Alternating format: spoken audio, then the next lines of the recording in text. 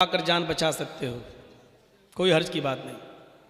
लेकिन अगर वो ये कहें कि एक मूर्ति लाएं या अपना कोई आदमी लाएं और ये कहें कि इसको सजदा कर, इसके सामने अपना माथा टेक तब तुझे छोड़ेंगे, तो ऐसे मौके पर अपनी जान दे देना मंजूर कर लेना, लेकिन किसी के सामने सर नहीं झुकाना।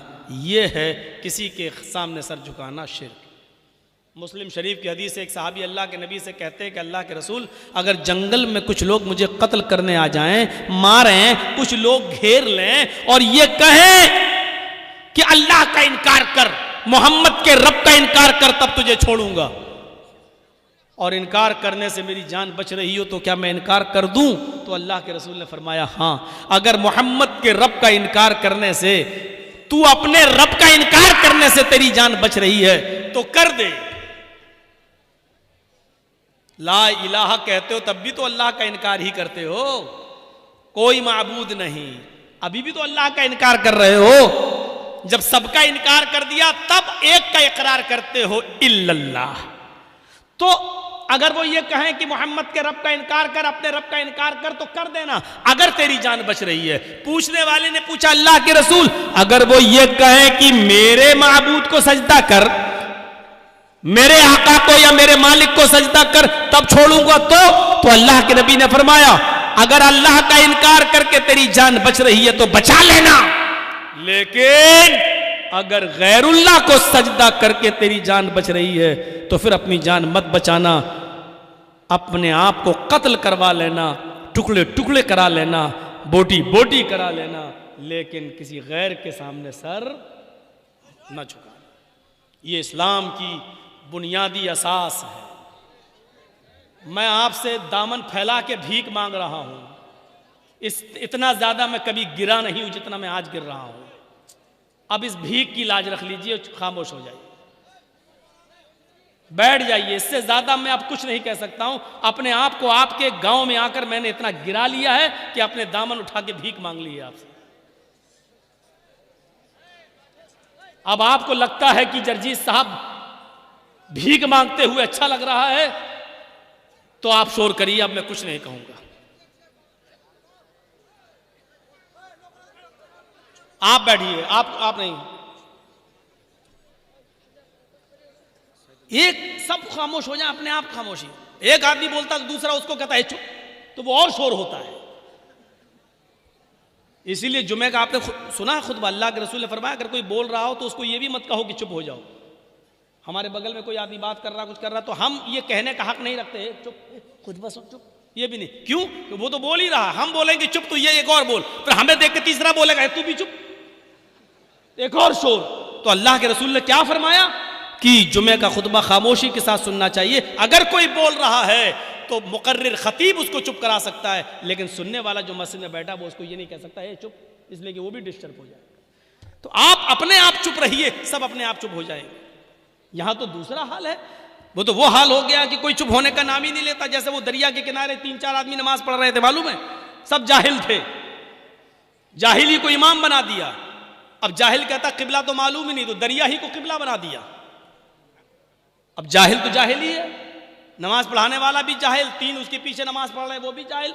जाहिल ने कहा अल्लाहु अकबर, अब जोहर की नमाज में सूरह फातिहा जोर से पढ़ रहा है, उसको यही नहीं मालूम कि खामोशी से कब पढ़ना चाहिए और जोर से कब। अब वो पढ़ रहा है इहदिना सिरातल मुस्तकीम सिरातल इय्याका नअबुदु व इय्याका नस्तईन तक तो गाड़ी सही चली। अब इहदिना सिरातल मुस्तकीम जब उसने कहा तो दरिया से एक मछली उछली और फिर नदी में घुस गई। अब वो इमाम साहब की नजर थी, इहदिना सिरातल मछली देखी, अंदर घुस गई, कहते दर दरिया खड़बड़ चीज, यही बोलना शुरू कर दी, इहदिना सिरातल दर दरिया खड़बड़ चीज, दरिया में क्या खड़बड़ा रहा है। अब पीछे जो 3 नमाज पढ़ रहे थे उनमें एक बोलता है, मौलाना साहब खामोश रहिए यार, मछली होगी या कछुआ, आप बोल क्यों रहे हैं। तो दूसरा जो नमाज पढ़ रहा था वो उसको कहता, चुप, तू क्यों बोल रहा बे, तेरी नमाज खराब हो जाएगी। अब लास्ट में जो आदमी बचा वो कहता, अल्लाह तेरा शुक्र है कि मैं नहीं बोला। ये हाल है हमारा। जो कह रहा अल्लाह तेरा शुक्र है मैं नहीं बोला, वो भी बोल रहा है। ये सूरत हाल हमारे, हम दूसरों को चुप करा रहे हैं, हम खुद बोल रहे हैं। अल्लाह के वास्ते दीन है, जलसा आप लोगों ने बड़ी मेहनत से किया, कई सालों से आपने मेरा इंतजार किया और अल्लाह ने पहुंचाया, कम से कम इसकी लाज रखिए। आधा घंटा आपने मेरा ऐसी बर्बाद करवा दिया। ला तुशरिक बिल्लाहि शैअन इन कुतिलता हुर्रिकता, शिर्क नहीं अल्लाह को बर्दाश्त।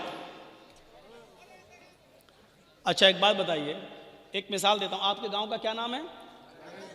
नारायणपुर, रंगाईपुर, डिस्ट्रिक्ट मालदा। आपके गांव का आप हैं या आपके गांव का एक आदमी दिल्ली काम करता है, वहां रह रहा है, बहुत दिनों से वही सर्विस कर रहा है या बिजनेस कर रहा है, वही रहता है। आपके रंगाईपुर डिस्ट्रिक्ट मालदा से कोई आदमी दिल्ली घूमने जा रहा है और आपसे मिलता है। आपने कहा भाई उसको दिल्ली घुमाया, कुतुब मीनार घुमाया, लाल किला घुमाया, अब वो अपने गांव आने लगा रंगाईपुर में। अब आप कहते हैं उससे, साहब मैं तो 1-2 साल से यहीं हूं, महीने 2 महीने 5-6 महीने के बाद घर जाता हूं, मेरी बीवी है घर पर, आप तो जा रहे हैं ना घर, गांव जा रहे हैं ना, और आपने 3000 की 4000 रुपए की खूबसूरत एक साड़ी खरीद कर दी, कहा लो ये मेरी बीवी को दे देना। साड़ी आप दे रहे हैं किसके लिए? अपनी बीवी के लिए। किसको? अपने गांव के एक आदमी को जो घूमने गया है दिल्ली। वहां से जब वो लौट के आता है आपकी दी हुई साड़ी को लेकर, जब आपके घर जाता है, दरवाजे को दस्तक देता है, बीवी दरवाजा खोलती है, लीजिए साहब क्या हुआ? आपके हस्बैंड ने दिल्ली से आपके लिए एक साड़ी भेजी है, मैं लेके आया हूं। तो अब ईमानदारी के साथ बताइएगा कि बीवी को किसकी तारीफ करना चाहिए, शौहर की या साड़ी देने वाले की? अकल कहती है शौहर की, लेकिन वो शौहर की तारीफ के बजाय साड़ी जो लेकर आया उसकी तारीफ करे। एक्सक्यूज मी, बाहर क्यों खड़े हैं, आप अंदर आ जाइए, आप तो बहुत अच्छे इंसान हैं, आप हमारे लिए साड़ी लाए हैं, चाय बना के पिलाए और फिर उसी को अपना दिल दे बैठे, आप बहुत अच्छे, इतनी दूर से साड़ी लेके आए। जिसने साड़ी भेजी, अगर उसको यह पता चल गया कि मेरी बीवी ने बजाय मेरे उसकी तारीफ कर रही है जिसको मैंने साड़ी देकर भेजा है, अगर उसको वहीं पता चल गया तो वहीं से मोबाइल फोन करेगा। और आपने उठाया बीवी ने, तो क्या तू उसके साथ रंगोलियां मना रही है, साड़ी मैंने भेजी डायन चुड़ैल और तू तारीफ उसकी कर रही है, तला तला तला, तीनों गोली वहीं से मार दे। आप अपनी बीवी की इतनी सी बेगैरती बर्दाश्त नहीं कर सकते, आप अपनी बीवी की इतनी सी बेगैरती बर्दाश्त नहीं कर सकते, फिर वो अल्लाह इतनी बड़ी बेगैरती कैसे बर्दाश्त कर ले कि रहमे मादर में पानी के कतरे से बच्चे की उंगली में बनाऊं, उंगलियों के पोर में बनाऊं, हाथ में बनाऊं, पैर में बनाऊं, आंखें में बनाऊं, कान में बनाऊं, दिमाग में हजारों तारों का कनेक्शन डालकर दो चमकती हुई ट्यूबलाइट आंखों की शक्ल में मैं दूं, जहां हवा ना पहुंच सकती हो, उस अंधेरी कोठरी में 9 महीने बच्चे की जिंदगी को मैं सलामती बख्शूं, उसको सुरक्षा मैं दूं। तेरी माँ खाना खा रही थी और अल्लाह ताला तुझे तेरी माँ के पेट के अंदर तेरा पेट बना रहा था, तेरी माँ सो रही थी, अल्लाह तेरी माँ के पेट के अंदर तेरी आंखें बना रहा था, तेरी माँ खाना बना रही थी और अल्लाह ताला तेरी माँ के पेट के अंदर तेरे कान बना रहा था, तेरी माँ चल रही थी, तेरी माँ शादियों में थी, तेरी माँ ये सब काम कर रही थी और अल्लाह अपना काम कर रहा था। अयहसबुल इंसानु अन युतरका सुदा अलम यकुन नुतफतम मिन मनी युमना थुम्मा काना अलकतन फखलक फसव्वा फजअल मिनहु ज़ौजैन अज़्ज़कर वल उन्सा।